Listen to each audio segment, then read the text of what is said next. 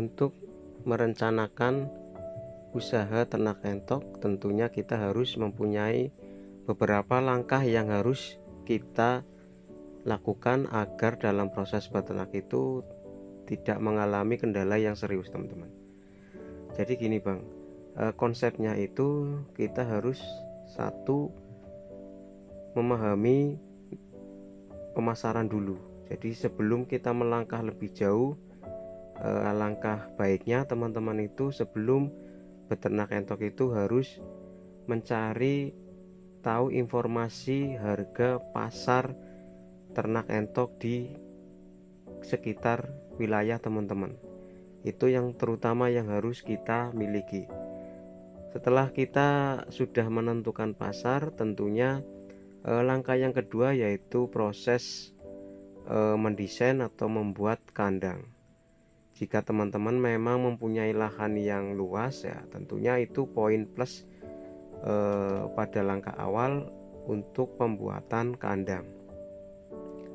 Tentunya untuk pembuatan kandang itu ya banyak versinya ya Bang, tergantung kita dalam mengadopsi atau meniru desain seperti apa yang layak untuk hunian atau rumah ternak kita.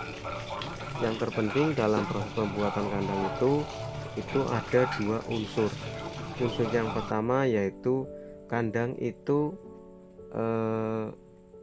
aman, dalam arti ketika hujan itu tidak mengalami kebocoran ataupun tidak banjir ya teman-teman. Itu yang pertama. Yang kedua tentunya ada pencahayaan. Apabila kandang itu full rapat, tentunya itu tidak baik untuk kelangsungan ternak kita, karena yang di ternak kita itu unggas yang memang mempunyai tipikal kotoran yang mempunyai bau yang menyengat. Jadi kalau bisa untuk setting kandang itu kita harus mempunyai sisi yang tertutup dan sisi yang terbuka. Itu langkah yang kedua yang tentunya harus kita pikirkan sebelum melangkah lebih jauh dalam proses pemeliharaan atau dalam proses beternak entok.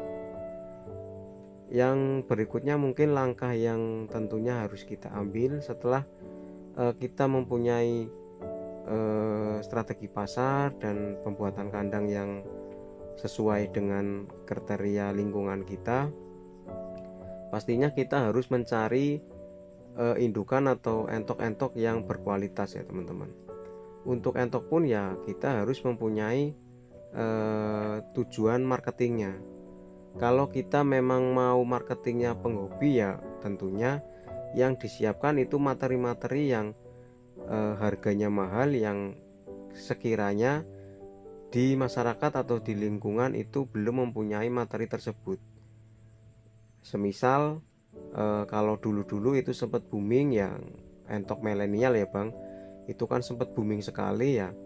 Jika memang Abang pengen memulai ternak dengan entok jenis hias, ya itu mungkin kita membeli entok milenial yang harganya dulu itu sempat mahal sekali. Kalau sekarang ya harganya sudah memang ancur-ancuran ya Bang. Jadi target pembelian entok pun kita harus menentukan target pasarnya juga. Kalau misalkan target pasarnya kita hanya untuk pedaging, ya saya kira untuk jenis lokal pun sudah cukup. Apalagi kalau Abang ingin memix antara lokal dengan jumbo yang memang sekarang sudah menjadi tren center di lingkungan atau di para peternak entok yang ada di Indonesia. Tentunya itu lebih baik karena mungkin dari struktur pertumbuhan dan pola makan ataupun penjualan itu cukup lumayan bagus. Tentunya dari segi itu langkah yang berikutnya itu memang harus kita penuhi. Jadi kita harus mempunyai bibit-bibit unggul yang menjadikan kita naik dalam proses penjualannya. Jadi tidak menuntut kemungkinan kita akan mengalami yang namanya keuntungan besar jika kita mempunyai indukan-indukan yang bagus. Keuntungan-keuntungan itu didasari Dari misal karena indukan itu bagus, petelurnya juga banyak, dan pertumbuhannya juga bagus, ya tentunya itu akan meningkatkan nilai jual pasar kita, Bang. Nah, jadi langkah seperti itu memang kita harus benar-benar di manage atau di manajemen agar tidak menyesal di kebelakangnya, Bang. Jadi kita ada tujuannya untuk mix pemeliharaan entok jumbo, tetapi yang kita beli itu indukan-indukan lokal. Itu yang perlu kita hindari. Nah, setelah itu indukan sudah kita miliki dengan kondisi indukan yang memang berkualitas, tentunya langkah yang berikutnya yaitu penyediaan pakan yang cukup. Dan ini yang menjadi polemik para peternak. Sebelum Abang menemukan rumus untuk menekan biaya pakan, tentunya kita tidak akan mengalami keuntungan yang besar, Bang. Tapi kalau Abang sudah mempunyai atau memiliki peluang pakan yang memang harganya ekonomis, pastinya Abang bisa dikatakan sukses 50% dalam proses beternak. Karena apa? Faktor utama dalam proses beternak ya tidak lain itu kesediaan pakan.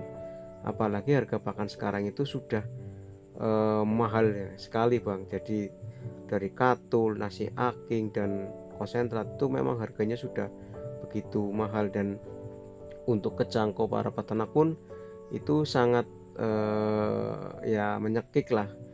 Ya bagaimana lagi, emang karena eranya seperti itu. Jadi untuk langkah ini memang benar-benar harus kita pikirkan baik-baik agar nantinya dalam proses peternak itu tidak ada kendala yang serius.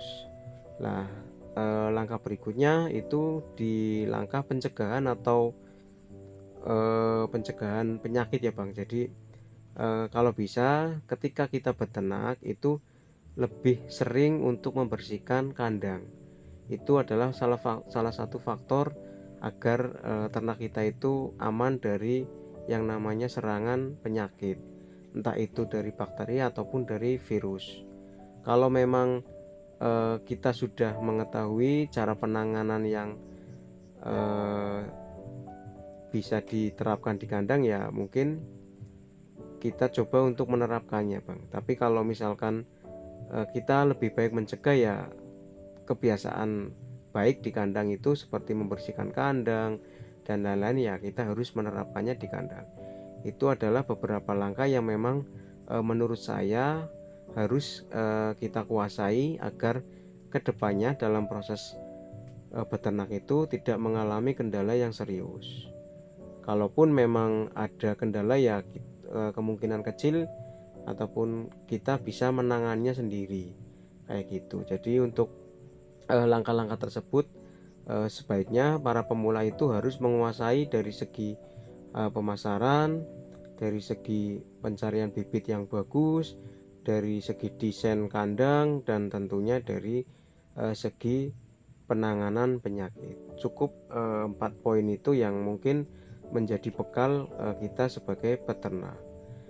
Sekian dulu mungkin penjelasan kali ini, semoga bermanfaat. Terima kasih yang selalu support channel saya, dan tentunya yang baru menemukan channel saya, alangkah baiknya untuk tekan tombol subscribe, like, and comment. Terima kasih. Wassalamualaikum warahmatullahi wabarakatuh.